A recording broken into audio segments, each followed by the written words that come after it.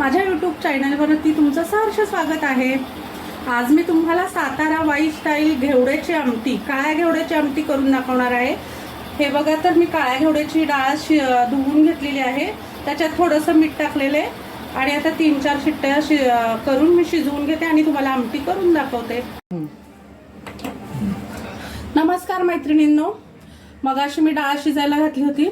आता आपला कुकर थंड झालेला आहे, मी घेवड्याची आमटी तुम्हाला करून दाखवते। हे बघा, गॅस पेटवलेला आहे, टोप ठेवलेला आहे। टोप तापला की आपण तेल टाकूया। एक पळी, अजून एक अर्धी पळी टाकते मी। 1.5 पळी तेल टाकलेलं आहे।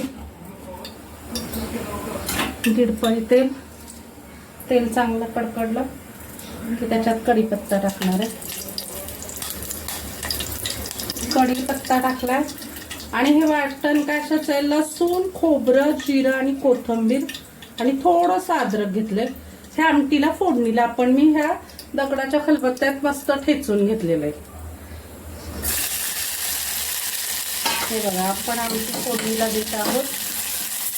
मस्त तो मसाला, खोबऱ्याचं वाटण भाजून घ्यायचं आणि आता मी लाल तिखट, हे कांदा लसूण मसाला घरगुती बनवलेले आहे, ते 2 चमचे टाकणार आहे आमटीसाठी। आणि मीठ आपण शिजताना टाकलेलं आहे, त्यामुळे मी मीठ टाकणार नाहीये। चाखून बघणार आमटीला आणि मीठ टाकणार आहे।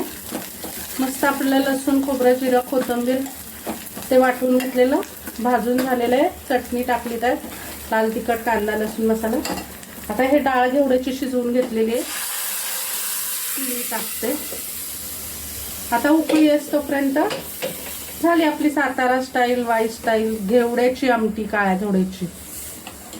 आता आमटीला उकळा येत आहे।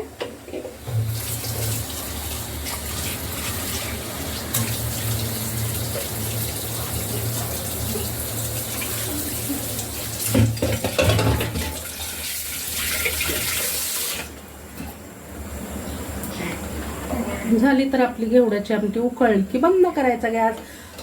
माझा व्हिडिओ आवडला असला तर मैत्रिणींनो, पहिल्यांदा बघत असला तर सबस्क्राईब करा, लाईक करा, शेअर करा। बघा तर आमच्या वाई स्टाईल आणि सातारा स्टाईल घेवड्याची आमटी कशी लागते ते एकदा नक्की करून बघा मैत्रिणींनो।